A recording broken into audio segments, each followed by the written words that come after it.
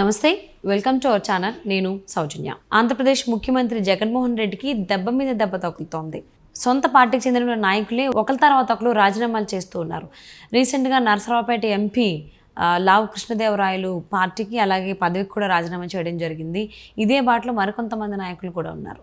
ఎందుకు ఇలా ఒకరి తర్వాత ఒకరు జగన్మోహన్ రెడ్డికి దూరం అవుతున్నారు? అది కూడా ఎన్నికలు వచ్చేటువంటి నేపథ్యంలో, ఎన్నికలు చాలా దగ్గరున్నటువంటి సమయంలో. ఈ అంశానికి సంబంధించి మనతో మాట్లాడడానికి, వారి విశ్లేషణని మనతో పంచుకోవడానికి ఈరోజు మనతో పాటు ఉన్నారు సీనియర్ జర్నలిస్ట్ డివిఎస్ గారు ఉన్నారు. వారితో మాట్లాడదాం. నమస్తే అండి. నమస్తే. జగన్మోహన్ రెడ్డికి దెబ్బ మీద దెబ్బ తగులుతోంది. సో లాస్ట్ మంత్ వరకు చాలా సన్నిహితులైనటువంటి నాయకులు పార్టీలకి పదవులకి రాజీనామాలు చేశారు. మళ్ళీ సంక్రాంతి అయిన వెంటనే ఇంకొంతమంది రాజీనామాలు చేస్తున్నారు, వేరే పార్టీలకి బయటకు వచ్చేస్తున్నారు. అంటే వేరే పార్టీలోకి జాయిన్ అవుతున్నారు వైసీపీ నుంచి బయటకు వచ్చి. సో అదే తోలో మాగుంట శ్రీనివాసులు రెడ్డి ఉన్నారు. అలాగే లేటెస్ట్గా నరసరావుపేట ఎంపీ లావు కృష్ణదేవరాయలు కూడా పదవికి పార్టీకి రెండింటికి రాజీనామా చేసి టీడీపీలోకి వెళ్ళిపోతున్నారు అనేటువంటి టాక్ వినిపిస్తోంది. అసలు ఎందుకు ఎన్నికలు ఇంత దగ్గరలో ఉన్నటువంటి మహా అయితే ఇంకో 15-20 రోజుల్లో ఎప్పుడు ఏంటి అని చెప్పేసి ఎలక్షన్స్కి సంబంధించి మనకు నోటిఫికేషన్ వస్తుంది. ఇంత దగ్గరలో వైసీపీ నుంచి ఎందుకు అందరూ ఇలా బయటకు వచ్చేస్తున్నారు? ఎందుకు జగన్మోహన్ రెడ్డిని దూరం పెడుతున్నారు? ఏమై ఉండొచ్చు అంటారు? ఇప్పుడు మునిగే ఓడలో నువ్వు ఉన్నావు, ఉంటావా దూకేస్తావా? దూకేస్తా, ఉండను.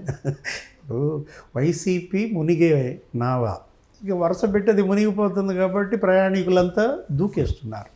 ఇప్పుడు జగన్ పార్టీ 151 బెజ్జాలు పడింది. 151 బెజ్జాలు. ఒక బెజ్జం అయితే ఆగుద్ది, ఏదో నువ్వు కొద్దిగా కవర్ చేసుకోవచ్చు. 2 బెజ్జాలు అయితే ఆపచ్చు. ఏకంగా 151 చిల్లులు పడితే పడవంతా చిల్లులే. ఇంకా పడవ మరి తేలుద్దా మునుగుద్దా? కాబట్టే వీళ్ళంతా దూకేస్తున్నారు. ప్రతి ఎమ్మెల్యే ఒక చిల్లు పెట్టాడు. జగనే అనేక చిల్లులు పెట్టుకున్నాడు తన పడవకి. ఇప్పుడు దెబ్బ మీద దెబ్బ. జగన్మోహన్ రెడ్డి అంటే ఇన్నాళ్ళు ఆయన దెబ్బలు వీళ్ళ మీద కొట్టాడు. రాష్ట్రం మీద దెబ్బ కొట్టాడు, ప్రజల మీద దెబ్బ కొట్టాడు, అభివృద్ధినే దెబ్బ కొట్టాడు. బీసీ, ఎస్సీ, ఎస్టీ, ముస్లింల పైన చావు దెబ్బలు తీశాడు. ఇప్పుడు ఉల్టా పల్టా. ఇప్పుడు వీళ్ళంతా ఆయన్ని దెబ్బ కొట్టే టైం వచ్చేసింది. లావు కృష్ణదేవరాయలు ఫస్ట్ టైం ఎంపీ, ఇక్కడ నరసరావుపేట థండరింగ్ మెజార్టీతో గెలిచాడు. అవును. లాస్ట్ ఎలక్షన్ దగ్గర 1,50,000 ఏమో మెజార్టీ, 51% ఏమో ఓట్లు పడ్డాయి. అతని హిస్టరీ వాళ్ళది. లావు రత్తయ్య గారు అబ్బాయి. విజ్ఞాన్ సంస్థలు ఉన్నాయి కదా, ఈ విజ్ఞాన విద్యా సంస్థలు, ఇవన్నీ కూడా వాళ్ళకే.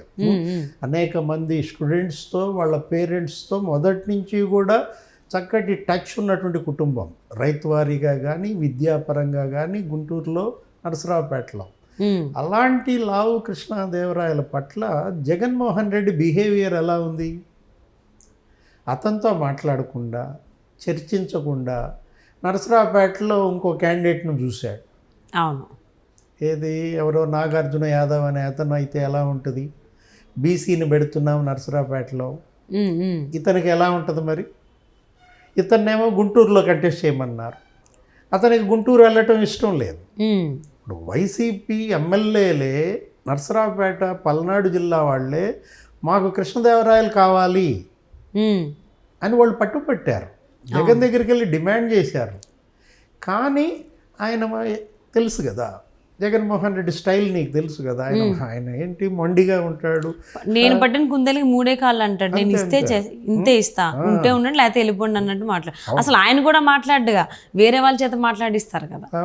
మధ్యలో ఉన్న వాటి సకల శాఖ మంత్రులు ఇంకా చాలా మంది కొత్తగా వచ్చారు ఇప్పుడు ఈ పోస్టులకి, ఈ పోస్టింగ్ టైమ్స్లో. యాక్చువల్లీ అంటే 10 మంది ఎంపీలను మార్చేశాడు. ఇప్పుడు మనకెన్ని లిస్టులు ఇచ్చాడు? 4 లిస్టులు ఇచ్చాడు. 69 మందిని మార్చేశాడు. ఒక 59 మంది ఏమో ఎమ్మెల్యేలను మార్చేశాడు. అటు దిటు చేశాడు, ఇటు దటు చేశాడు. ఎంపీలను ఎమ్మెల్యేలుగా ఏమంటాడు, ఎమ్మెల్యేలను ఎంపీలుగా వెళ్ళమంటాడు. అసలు 25 మందికి మొండి చేయి చూపించాడు. వాళ్ళందరూ ఏ విధంగా మాట్లాడారో మనం చూసాం. ఇప్పుడు ఆర్థర్ అని అతను ఉంటాడు, నంది కొట్టుకోరు ఎమ్మెల్యే. అతనికి సర్వే అనుకూలంగా వచ్చింది. అతను మొత్తం 151 మందిలో బెజ్జం పెట్టినాడు అతనేనంట. ఓకే. ఆహా. కొంచెం నీతి నిజాయితీ చక్కగా మరి అలాంటి వాళ్ళు వైసీపీలో పనికిరారుగా. ఆ, అలాంటి వ్యక్తిని ఇప్పుడు ఏం చేశాడు, తీసేశాడు. అక్కడ అసలు యాక్చువల్గా ఎస్సీ బీసీ ఎస్టీ ముస్లింలనే మెడ కోసేశారు, గొంతులు కోసుకుంటూ వచ్చారు. వాళ్ళందరూ కూడా అదే ఆవేదన. ఎంఎస్ బాబు, జొన్నలగడ్డ పద్మావతి, ఎలీజా, ఈ ఆర్థర్, వీళ్ళంతా ఏంటి అనేది పేరుకే మేము ఎమ్మెల్యేలం, పెత్తనం వాళ్ళ మనుషులే, వాళ్ళ వర్గీయులే. అసలు చెప్పేటప్పుడే అలా చెప్తారనమాట. ఏది, నువ్వు కేవలం బొమ్మ, ఫలానా సిద్ధార్థ రెడ్డి చూసుకుంటాడు, ఫలానా జ్ఞానేందర్ రెడ్డి చూసుకుంటాడు. ఓకే, వాళ్ళకి సంబంధించిన సామాజిక వర్గం. వాళ్ళ బినామీలు, వాళ్ళ సామాజిక వర్గీయులే బినామీ ఎమ్మెల్యేలు. అక్కడ స్టాంపు మాత్రమే వీళ్ళది అని పద్మావతి చెప్పింది, ఎంఎస్ బాబు చెప్పాడు. కర్నూలు ఎంపీ లేటెస్ట్గా మనం చూసాం, ఏది, కృష్ణదేవరాయలకు ముందు ఆయన డాక్టర్ సంజీవ్ కుమార్ 4.5 ఏళ్లలో ఆ ఎంపీకి 2 సార్లు ఇచ్చాడంట అపాయింట్మెంట్ జగన్మోహన్ రెడ్డి. ఇప్పుడు ఏదో అపాయింట్మెంట్ అడిగాడు టికెట్ కోసం, అంత దూరం కష్టపడి రావాలా అని అన్నారంట సీఎం ఆఫీసు. అంటే ఏంటి, ఎంపీ సీఎంని కలవటానికి వస్తానంటే ఎందుకబ్బా ఇంత దూరం కష్టపడి రావటం అనే సమాధానం సీఎం ఆఫీస్ ఇచ్చిందంటే ఆ ఎంపీకి ఎలా ఉంటుంది? ఆయన బీసీ, ఆయన ఒక డాక్టర్, చెప్పాడు స్పష్టంగా. ఏమని? ఆత్మగౌరవంతో ఈ పార్టీలో మేము ఉండలేకపోతున్నాం. ఆత్మగౌరవాన్ని చంపుకుని ఒక బీసీ ఎంపీఏ అలా ఆవేదన చెందాడంటే, ఆత్మగౌరవం ఉన్న వాళ్ళకి వైసీపీలో స్థానం లేదు అన్నాడంటే కృష్ణదేవరాయలు ఏముందమ్మా?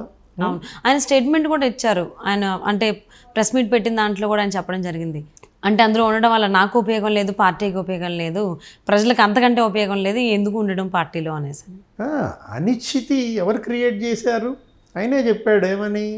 ఈ అనిశ్చితి నేను క్రియేట్ చేసింది కాదు, మీరు క్రియేట్ చేసిన అనిశ్చితి ఇది. కృష్ణదేవరాయలు 5 ఏళ్ళు ఎంపీగా ఉన్నా కూడా అతన్ని మనశ్శాంతితో ఉండనీలేదు. ఆ విడుదల రజని, చిలకలూరుపేట ఒక మంత్రి, ఆమె కృష్ణదేవరాయల మీద ఎగదోసేది తన మనుషుల్ని. అతన్ని చిలకలూరుపేటలో పర్యటించనిచ్చేవాళ్ళు కాదు. అతను పర్యటిస్తే మళ్ళీ రజనీ బ్యాచ్ అతన్ని అడ్డుకునేది. ఇలాంటి నరకం చూశారు వీళ్ళంతా కూడా గత 4.5 ఏళ్లుగా. అంటే వీళ్ళకి అంత సపోర్టివ్గా లేనప్పుడు ఇలా చాలామంది ఈ మధ్యకాలంలో బయటకు వస్తున్నారు. గత 2-3 నెలలుగా మనం చూసుకున్నట్లయితే ఇంకెంతమంది వైసీపీ నాయకులు ఇదే బాటలో వచ్చేటువంటి అవకాశాలు ఉన్నాయి? అంతే కదా. ఇప్పుడు ఏంటి, తెలుగుదేశం వైపు వెళ్ళేవాళ్ళు తెలుగుదేశం వెళ్ళిపోతున్నారు, జనసేన వైపు వెళ్ళేవాళ్ళు జనసేన వైపు వెళ్ళిపోతున్నారు. ఇప్పుడు లావు కృష్ణదేవరాయలు తెలుగుదేశంలో చేరుతున్నాడు అన్నారు. నెక్స్ట్ మాగుంట శ్రీనివాసులు రెడ్డి, అవును, ఆయన మరి ఆ కుటుంబం పెద్ద రాజకీయ కుటుంబం. నెల్లూరు జిల్లాలో, ప్రకాశం జిల్లాలో వరుసపెట్టి వాళ్ళ అన్నయ్య, వాళ్ళ వదిన శ్రీనివాసులు రెడ్డి వాళ్ళే ఎంపీలుగా మనం చూసాం. ఒక ఎంపీ స్థానమే కాదు, వాళ్ళు ఒక 5-6 ఎమ్మెల్యేలను గెలిపిస్తారు. అలాంటి శ్రీనివాసులు రెడ్డి పట్ల కూడా ఈయన ఇదే బిహేవియర్. బాలినేని శ్రీనివాస్ రెడ్డి మాగుంటకి ఇవ్వాల్సిందే ఎంపీ అని పట్టుబట్టాడు. పట్టుబడితే బాలినేనికి ఇంటర్వ్యూ లేదు. చివరికి ఇంటర్వ్యూ ఇస్తే ఏమంటాడు, మాగుంట గురించి ఎత్తితే అతని పేరు మాత్రం ఎత్తబాకన్నాడు. అంటే ఎంత అహంభావం ఒకవైపు పొరుగు రాష్ట్రంలో కనపడుతోంది. ఏంటి, అహంభావంతో ప్రవర్తిస్తే ఇక్కడ గత ముఖ్యమంత్రికి ఏమైందో మనం చూసాం. జనానికి అందుబాటు పురాణాల్లో కూడా చూసాం, అహం ఎక్కువైతే ఏమవుతుంది ఏంటి అని చెప్పేసి అని. సో ఇప్పుడు అహంతో ఉన్నటువంటి జగన్మోహన్ రెడ్డి అదే ఏమంటారు, నెగిటివ్ పాత్రలోనే వెళ్తున్నాడేమో, అంటే పతనానికి దగ్గరలో ఉన్నాడు, పతనం వైపుగా వెళ్తున్నాడు అన్నట్టుగానే అనిపిస్తూ ఉంది.